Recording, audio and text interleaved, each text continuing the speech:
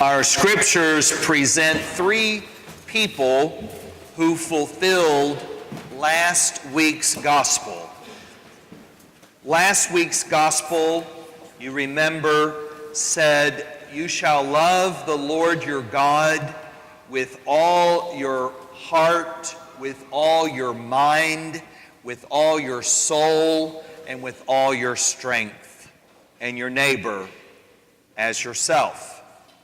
There are three people in this week's scriptures who fulfill that. The first is a pagan widow. She's in Zarephath. That's up in pagan territory near Tyre and Sidon. And she is approached by Elijah, the prophet, a Jewish prophet. She would have known he was Jewish because he probably had Jewish clothes on, and he probably spoke with an accent. She would have known that he was a foreigner. And when he requested a cup of water, and in fact, a little cake, a little piece of bread, she makes known to him that this is all that she has. In fact, she's anticipating dying with her son. And yet Elijah says, "Still, give me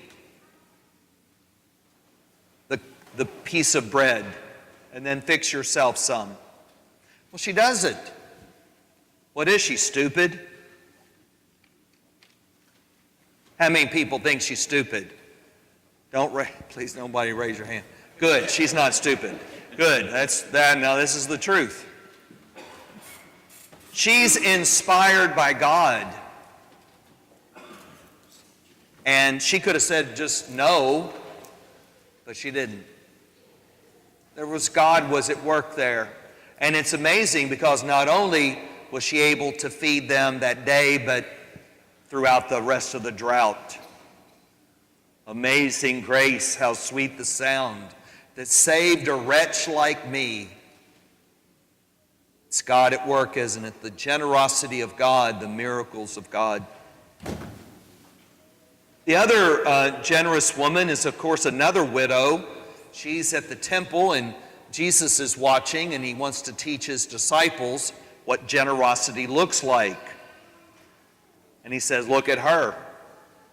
She gave more than everybody else. Now, what is Jesus stupid? Doesn't he know the difference between a large amount of money and a few coins? And the answer is, no, he's not stupid either. He sees her heart. He sees her faith, that she is sharing the very little that she has because of her love for God and what God might do with that little bit. Generosity, isn't it? And of course, you know who the third person in our scriptures is that's so generous, loving God with all their mind, their heart, their soul, their strength, and their neighbor as their self. You know the third person. The answer is Jesus. In church, if you don't know the answer, just say Jesus. More than half of the time, you're going to be right. More than half. And that is the answer. Jesus demonstrates what it means to love God with all your heart, all your mind, all your strength, all your soul. He is the great high priest who poured out his blood upon the cross, who has taken away the power of sin and death. He's the Savior of the world. He only had to do it once because the power of that sacrifice is eternal. You and I are celebrating it this very day, the day of his resurrection. Three generous people, two widows, and Jesus. So the question becomes, Are we generous? Are we generous? We're built for generosity, and we know that. Doesn't it feel good when you are generous? Somebody shared donut holes with me this morning. They said I could eat all of them at once, there are 12 of them, or I could space them out, or thirdly, I could share them. I said, well, we are in church.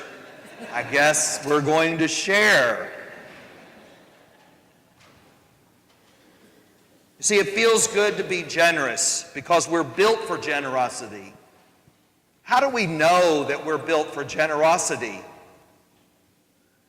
Because we're made in the image and likeness of God. And God is generous. God is most generous, always generous. It is the very nature of God himself to share his life and his love and his spiritual gifts. We are built for generosity. So how generous are we? Are we generous? Well, as we examine ourselves, so to be generous means you share something of value. If I were to share my debt with you, would you call me generous? Here, let me share my debt with you. I owe this amount now. Can you take this part of it, 10%? Could you take 20% of my debt? Would you call me generous? No, you would call me that other word that we're not going to call anybody, right? That's right. Generosity is related to something of value that we share freely, not begrudgingly. That's what generosity is. So what of value do you have? What is of value that I have? What can I share? What's valuable? Well, I'm no good for nothing.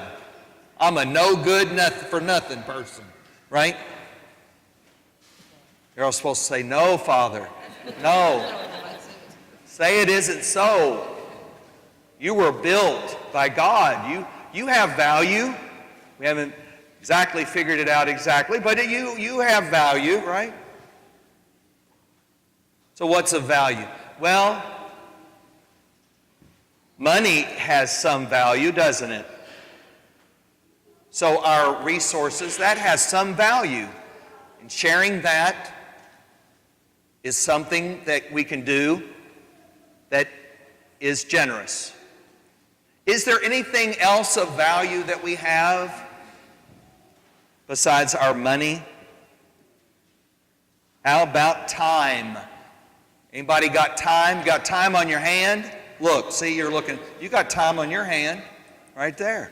Most of you have it on your phone. You can see what time it is, right? You and I have time. Have you ever been with somebody who didn't have the time of day for you?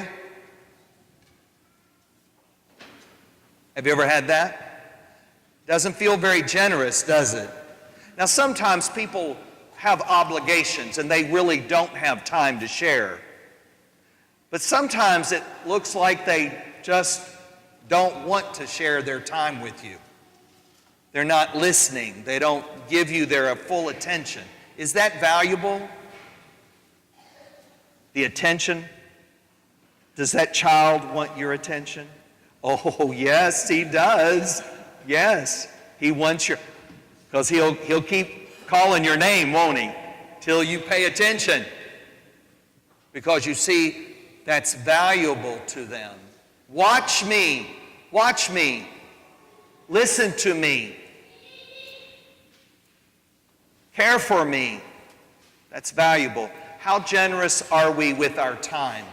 Sometimes I've seen at restaurants, all 5 members, it looks like a family, are on their phone with somebody else. And I'm going like,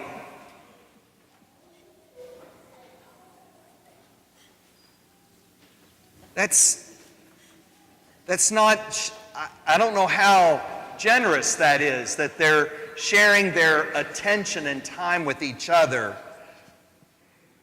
Or it's like less than generous. They're not sharing themselves. Sometimes silence can be a sharing. I've seen people sit, I think they've already been married long enough, they know what the other's going to say, and they can just eat in silence, but they're still sharing a quality time. Some people have said, "Oh, Father, I've taken up too much of your time." I'm always disciplined to say, "You haven't taken any of my time. You have not stolen any of my time. I have been generous, and I've shared my time with you. And in fact, I'm grateful that you have shared your time with me. You are as generous as I am because we've shared this time together."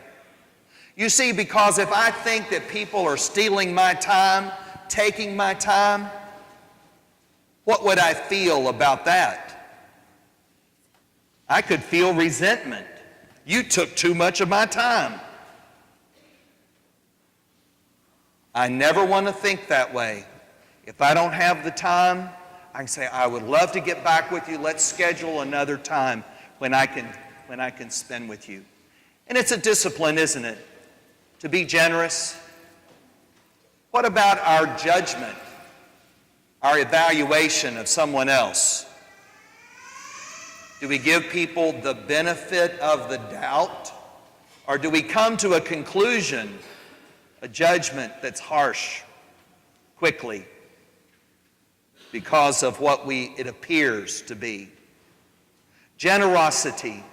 You and I are built to be generous with the things that God has given us of value. And we want to pray. We can pray for it because the one we're praying to knows exactly what generosity is and what it looks like.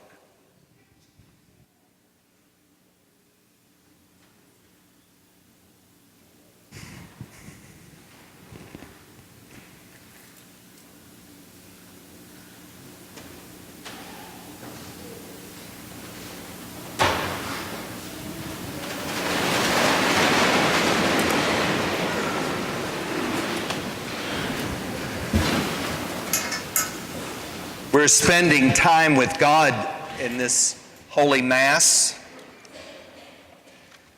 I don't know if we give God as much time as He deserves, but we're giving Him time today.